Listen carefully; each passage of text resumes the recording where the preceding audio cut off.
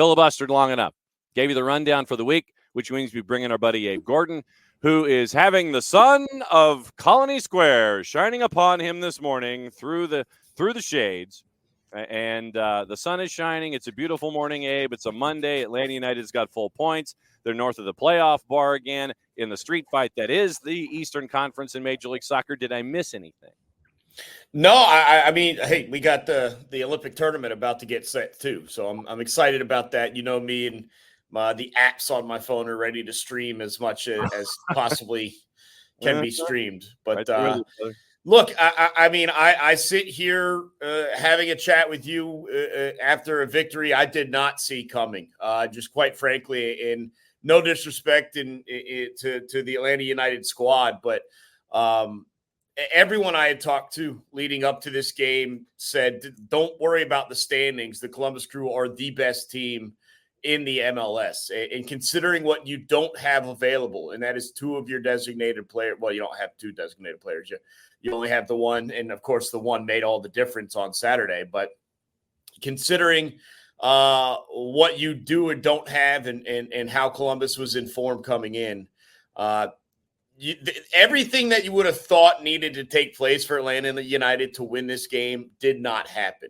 I thought for sure they were going to have to find a way to get a 1-0 lead. If they go down a goal, they start chasing, they get open at the back, and it could turn ugly like Real Salt Lake, something like that. And so for them to come back, score 2 goals in a manner of which they have not done the entire course of the season is it's pretty astonishing. And for a team that was trying to find a way to stay in touch with the playoff line, you're begging for a point here, a point there against teams above you, way above you in the standings. To find 3 points, you picked up points on like 6 or 7 teams on Saturday night, and now you are back on the right side of the playoff line. And look, that could change very quickly based on your next MLS, performance, but to be in the position where you are, also with like the combined excitement and potential of the transfer window opening and waiting to see what gets added. Look, I know it's been a tough season for United fans, hoping that this is the start of it turning up a little bit. Yeah, and you got Leagues Cup now that you can kind of parlay all of this excitement into coming up on Friday to get things started there. And I think that I'm probably going to have to pull the drop at the end of the goal score. It was set piece goal. I think I'm going to have to pull that and push that over to the side to have it as a drop. Get after it, big fella. Our resident LFTM, large, fast, tall man, Stian Gregerson went 2 for 2. Yeah, and the thing is when we brought Stian in, that was one of the discussions. Like, oh, look, now we've got a guy that can go jump and potentially bury a couple of these. And it just didn't happen for one reason or another. But, yeah, I mean, you're talking about carbon copy goals, same side from Stian Gregerson, same side from Sabo Lobjanidze. How do you not, if you're Wilfred Nazi, get a body on him? Yeah, get a body on him. It's like make them like they're not going to call a penalty. So take them down. Like they're not going to call up all the scrum and scruff that we see inside the box on corner kicks. I mean, it'd have to be so egregious for them to have actually called a penalty. Just bump them around a little bit. But I guess Jay Fortune got in the way for a little bit, kind of a moving block, Draymond Green style, and he was able to rise and get it done. It was astonishing. It really was. I mean, the first one catches you by surprise, right? Because it hasn't happened all year. The game's kind of quiet at the moment. Sure, it's another corner, but they haven't done anything on corners all year. And so that, but when the second one comes around, you're like, all right, they just did this like 4 minutes ago. They really going to score a second one? And sure enough, they did. So, and look, to be quite honest, I'd have been okay if it was just 1 point against Columbus. I think you take that. And it would have come, again, it would have come feeling a lot different than the 1 point did against NYCFC, right? Yeah. But to be able to find a winner, I mean, it tells you a couple things. And the other thing that I really enjoyed about Saturday night was from Valentino on down, you could tell how much relief was built from that performance, because in the press conferences, the guy, you could just emotionally, you could hear it in their voices. The answers weren't short and stern. Guys were smiling. They were happy. I was watching from the press box still, and I know some guys shuffle down to the elevators right as final whistle hits to get ready for the press conference and stuff. But it was amazing to see Brad Guzan on final whistle run over to Steon Gregerson and kind of like kiss him on the forehead or something like that. You could tell how much it meant for them, understanding the quality of team that they just beat. And they talked about it in the postgame. It wasn't just another win. It was a win against those guys who are really good. And so, yeah, it was certainly meaningful. And we talk about like the two big wins in regards to unexpected results. And I think you go back to that Inter Miami game. The difference is, I think the guys can enjoy this one a little more because the Inter Miami game still came with Gonzalo Pineda and that job kind of hanging over his head and what's going to happen in the future. Did we save his job? Did this win do that? This is a different story. This is the win that they can enjoy for themselves. And I think they're taking full advantage. Plus, for once, they're going to have a couple of training sessions without a midweek game. And like you said, off all the way until Friday, DC United here for Leagues Cup. And then they have a whole nother week off before Santos comes in on a Sunday afternoon. So this win comes at a good time for Atlanta United. This whole, oh my God, we've got time to actually practice, where you had, 3, I think, in a 6-week period because of schedule compression is insane to me. Yeah, like I remember way back when we were like the schedule compression, and then we had like that 12-day break, and we're like, oh, finally. And then like it was right. There was no like slowly ramping back into it. It was like midweek weekend. And so now we're finally here. You got Pedro Amador. Maybe you can realistically work him in a little bit easier. Although, if we're going to be honest, Ronald Hernandez has played so well. I don't know if I'm making a change right now. In fact, I would specifically not be making a change right now, unless the formation would call for it.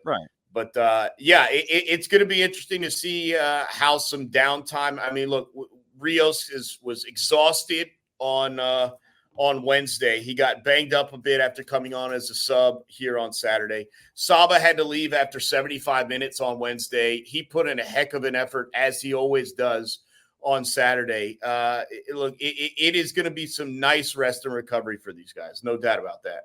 I think also the rest of the league probably is going to take this match with Atlanta United and Columbus and put it in their huddle. I mean, it's the HUDL. They're going to put it in there, all of their film analysis, because what you saw with Atlanta United in the 3-4-3, the gelatinous mass that is a 3-4-3 allegedly until you start, with Wilfred Nancy, get the whistle and then everything changes. With the 3 center backs, or the 3 at the back that Columbus had, Atlanta United found some joy off of the edges, and it was either going over the top or through balls in the first 45, and that continued to accentuate itself where you're going long down the left, you're going long down the right, and the speed of Atlanta United down the wings was creating issues for that back 3 with Columbus. I think Columbus has to figure some stuff out, because if they're just going to have those guys at the back that they were, speed may kill Columbus at key points this season. My partner in crime, Garrett Chapman, was pointing out to me at times that Columbus, when they have the ball and they're starting to move their units forward, their defenders get kind of like aggressively high. Mm-hmm. Like their last line of defense was nowhere close to the midfield line. They were almost to the attacking third. And so, the one way I would combat that is to have the defense sit a little bit further back if I were Columbus, because I do think that opened up a couple of opportunities that probably shouldn't have been there in terms of getting in behind them, but while still in your own half, stuff like that. The interesting thing to me is this should be a reminder to the MLS. It's like if the Inter Miami message wasn't delivered, and I know this hasn't been the year we've all wanted it to be, but this is a team that had 1 designated player with the potential of 2 more coming in before the playoffs. this is a team that can still be dangerous this season. And look, that doesn't mean that they're going to be favorites heading into the MLS playoffs, but can they throw a wrench into a couple of teams' plans? Absolutely. And so I'm really interested. I think we've seen some great work from a number of guys really stepping up. I don't know what got in to Saba Lobjanidze while he was over in Europe. But he'll take it, brother. Exactly. But he has come back like and it's not like the pre-Euros Saba was useless and irrelevant, but he has come back. It feels like it's a determination thing. I don't know how you quantify that on the field. To use like an old like American football term, like kids got a lot of want to. Yeah. There's just something about it where you see him and he just wants it so bad. And he has upped his level of play. I think that's made things easier in the middle, whether it's for TRA or for Rios. I think we talked early in the year about the left side of things. There's still some issues there. But at least it's looked a little bit dangerous. Not necessarily a ton of goals coming there yet, but at least it's looked a little bit more dangerous. And just everyone in the midfield, I think Bartosz Slisz has stepped up in responsibility in terms of adding to the attack without Thiago Almada as well. And again, it's not necessarily correlating to him having 3 goals and 2 assists in 7 games. But I just feel like there's a little bit more danger. Everyone's kind of picking up the slack a little bit, but I certainly do think it's Saba Lobjanidze leading the way in respect to that. And to your point about Bart, I think that when you saw it in the NYC match initially, where in attack it would almost look like a 4-1-4-1, where Bart is turning into that 8/10 and he's getting engaged in the play, and he's giving the defense someone else that they have to account for that they may not necessarily have originally thought, oh, we've got to keep an eye on this guy too. And it's creating opportunities for Bartosz Slisz to sit there and it's like, okay, I can be a cog in this and I can sit there and cause issues. It's like, okay, they have to account for me. And I think that that's been key this last couple of matches too. Yeah, look, if Atlanta United continues to be creative with their formations and responsibility and what freedoms they allow their players to have, it actually does become a very tough unit to prepare for, because when you had Almada and you had Giakoumakis, it was kind of a little more straightforward. You knew where guys were going to be, in certain guys. I mean, look, maybe they swing to one side or another for a short period, but you kind of knew where everyone was going to be. And you want to talk about just free flowing and guys all over the place. I do think they have freedom for that now that maybe you wouldn't have expected or experienced against Atlanta United previously. And when you have guys in places, in spaces that maybe they shouldn't be, they do get lost defensively, and that will happen. So certainly continuing to see that as well. I mean, look, I know it was offsides, but early in that match, you almost won a penalty kick, and I think that was Derek Williams up front, if my memory serves. And it's like, what is our center back like doing as the furthest man up, essentially? And I know the offsides came earlier, but I mean, that's what I'm talking about. That's a guy you would how many times do you really count for a center back in the run of play inside the box? And I'm not talking about Stian Gregerson on a corner kick. You're used to that. But in the run of play, that guy's all the way up front. And so whose responsibility is that? You go through your pregame planning. All right, this guy's got Saba. This guy's got Slisz. This guy, if Moyamba comes, you don't have a guy that is pinpointed to defend Derek Williams. And so there is that freedom to maybe put defenses in awkward positions. And I look to see a lot more of that as we move forward, and still try and figure out, how the best attack through the midfield. Another couple of minutes here with Abe Gordon from 929 The Game, host of Pre and Post and all the fun involving Atlanta United here on a Reaction Monday. One other guy that I wanted to talk about, I got to ask Rob Valentino this question after the match, is about the continued evolution of Jay Fortune and what we're seeing with Jay. And literally it's like, there's no qualm at all about, okay, if Dax gives me 90 or if Dax gives me 75, Jay comes in for 15, I can flip the script for the next game in a schedule compression element, and then Jay can give me 75 or he can give me 90. Jay Fortune continuing to impress But this has just been his path. Once again, another one of those Atlanta United Academy folks stepping in, being ready, and jumping into it without any kind of an issue.